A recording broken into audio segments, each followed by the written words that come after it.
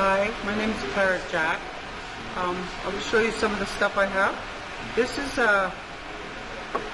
it's inner bark from willow, a gray willow. You just find a straight tree.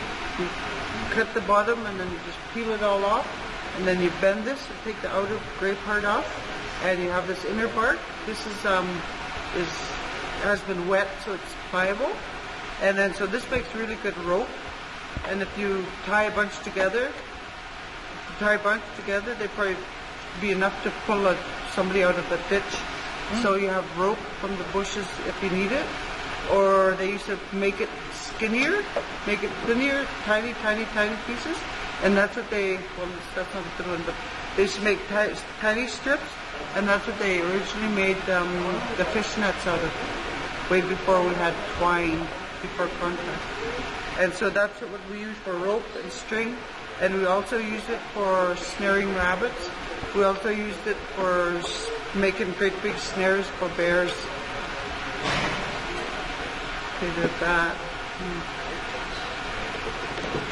This is called jala. It's net floaters. So you have a net, and you have all these sticks tied. There's a string that ties them. You have one about every 5 feet, and you tie them to the top of the net, and you tie rocks to the bottom of the net, and then these help the one side of the net float, and that also tells you where your net is. Your net is going that way. You'll see all these sticks, so probably about 50 of them in a row, depending how long your net is.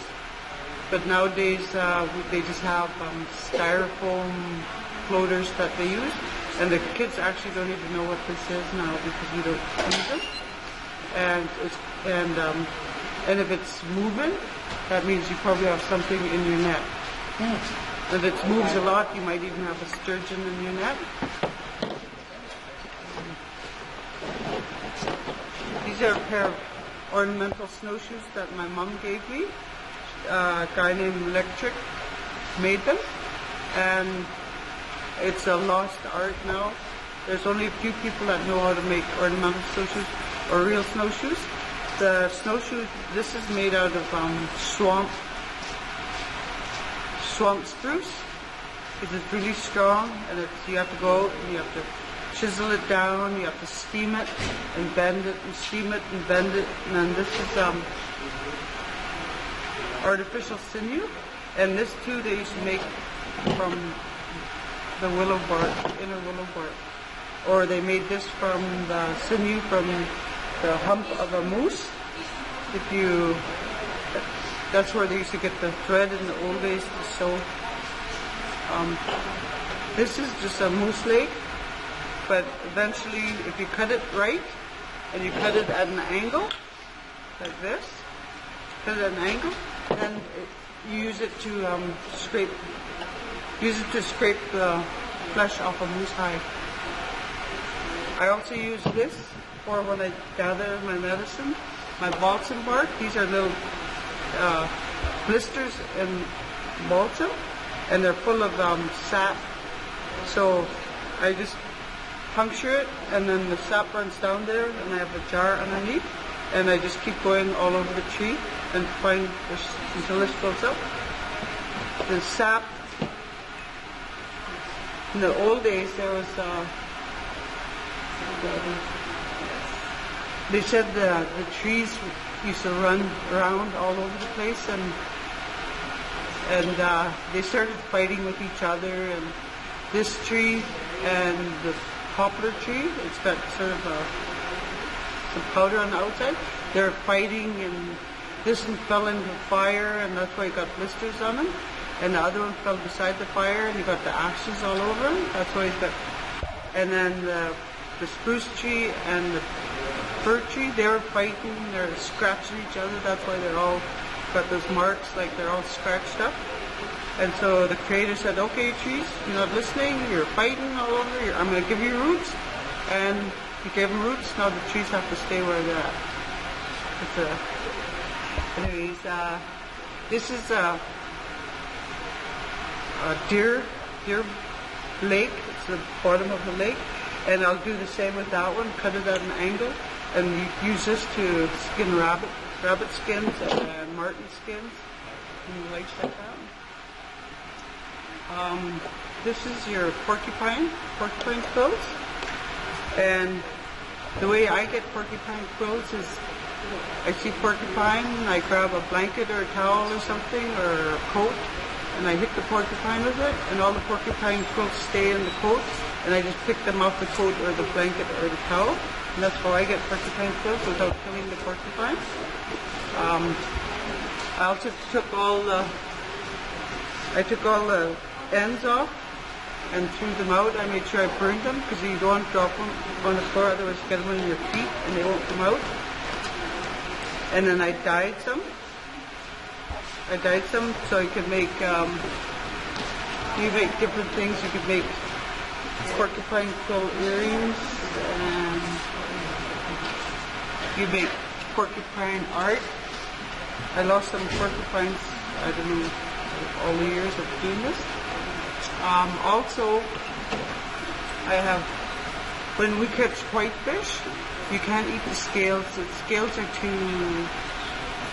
they're not digestible. So you scrape all the scales off, and here's the scales. And then I dye them. I put them in dye like the porcupine quills. I put them in food dye, or you put them in blueberries, or you put them in soap berries to get different colors. And then you get them in different colors. And when they dry up, they curl up. So you have to, they won't lie flat like a sequin. So these are fish scale flowers, fish scale butterfly, fish scale stems. So you could do different art with your fish scales. And these are a bunch of bear teeth. This is your eye teeth. This is the only part you see. So it looks like he has small teeth, but actually he has a lot of big teeth because of this part is in his gums. And he has small teeth too, quite small teeth. This is out of a regular sized bear, so they do have very tiny teeth. And even the tiniest tooth is just that small. And that's your front teeth here. They're very, very tiny. And I make jewelry out of it. Necklaces, usually necklaces. I make necklaces out of it for my grandkids. And I take the bear claws, like people just throw bears away sometimes when they get them, just keep the meat. So I keep the claws, and I make bear jewelry out of them too. Different size claws. They need the claws to climb trees to get away from something, or they need the claws to dig in the ground to get groundhogs, rabbits, whatever's in the ground. They need it to dig. More stuff you could do with the moose horn is make coat hangers. You're out in the bush and you have a round stake comes with this round bone, and you just go get a stick and you gotta try to get that in, like this. It's just a game to occupy kids when they're in the bushes. I remember playing a game very similar when I was a kid. Yeah. Some people are better than others. I was not good. Okay. This is pitch that comes from the side of a tree. The dark pitch is spruce. The lighter pitch is from a pine tree, and that's what we use for cough medicine. You can chew it like this, and you chew it and it crumbles, but if you keep chewing it, it'll turn into like a gum. And these are really good for your gums. It's an antiseptic. So what we do is we put that in with bear grease or olive oil. I have some olive oil here. And we put it on low heat and then melt it with each other. And so it smells it.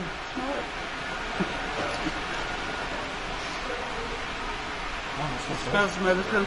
So if you're getting a cold or sore throat, you just take a teaspoon, a little bit bitter to taste, but it kills all the germs. And you breathe it in, and it kills all inside, all the, everything that you breathe in. So in the old days, what they used to do is they used to take the branches from the balsam, and people that came into the village, they'd make a fire. They'd put the branches on the fire, and make them go through the smudge. So and smudges have more than one reason, not just spiritually. It's physical too, because it's releasing the volatile oils out of the branches, and it's killing any germs you might be bringing into the village with you. So it's a good thing to do. And my dad, when he was, my grandpa, when the epidemic flu came around in 1918, my mom and them, they were still at Nation, and he sent word to them, says, "You guys, you smudge yourself, you put these branches all around the four corners of the house, and you put them on the fire and let the volatile oil evaporate, and you guys be breathing it." And none of them got sick up there. So I believe in the power of the smudge or the branches. Let's see. And here's the poplar tree. The poplar, it has a film on it, and that's the one that set the fire and got ashes on it. But this bark is really good. If your kids have worms, you just take a piece of it and you give it to them. They can spit it out really fast, but at least they get a little bit. And it expels worms out of your body.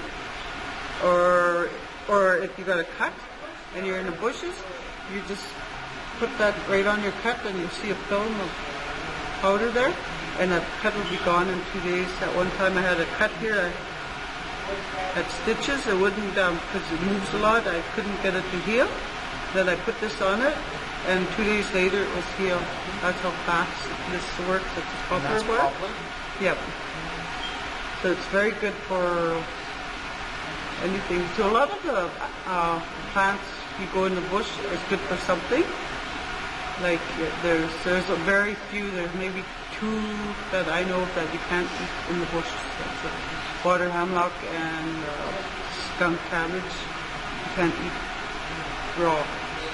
A lot of this is a birch bark basket. It's made out of birch, and then this is the spruce roots. When the spruce grows, it grows where there's lots of moss, and if there's dead logs along the spruce roots will go along the dead log. So when you go to pick spruce roots, you go along the dead logs, you dig it up, and then you get the root, and you try to take as long as one you need. But they said if you have long hair, then you're going to get long pieces. If you have short hair, you just get short pieces. So I get no pieces whatsoever. Yeah, and then so you slice it in half, or if it's really big, you slice it in a quarter, take the inner part out, and that's what we use to sew the birch bark together with.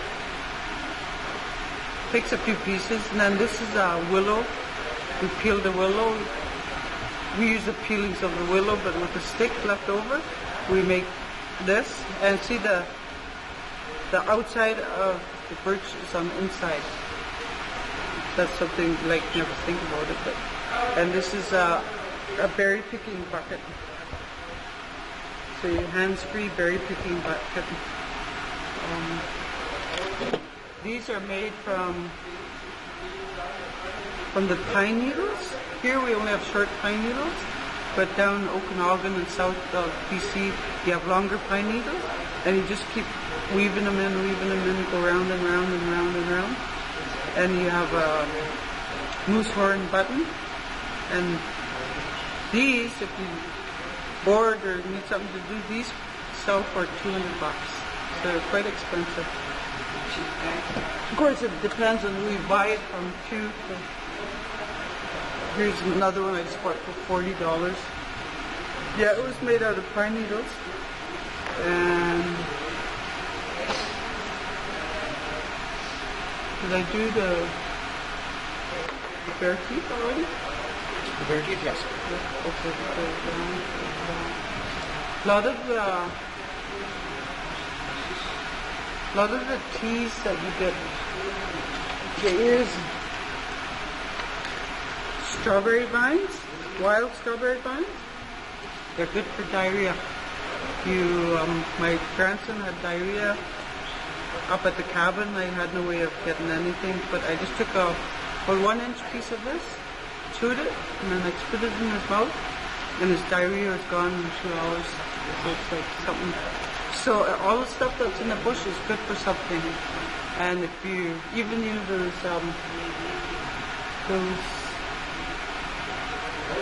stinging nettle, you get stung with them, and it carries its own antidote. So you just take the stinging nettle and you rub it in your hands and you rub it on it, and it'll go away and take. And stinging nettle is good for asthma, for your allergies. It's good for allergy. It has antidotes for allergies. So if you have sniffles or your eyes itchy, just drink some nettle tea, and it'll take your sniffing and your itchy eyes away. There's benefits. And then usually I have a little medicine bag, and it's got tobacco in it, or you can have tea leaves or coffee grounds or anything like that. And when I go to the bushes, I go, thank you, plant, for being there. Here's something I give back to you. And if I don't have this, then I'll take some of my hair. I go, I give you some of my hair. Thank you for being there for me. I kill a moose. I leave something there. I say, thank you for being there for me to nourish my body. And thank you very much. I always thank whatever I take. Whenever I take something, I thank it and I give it back something.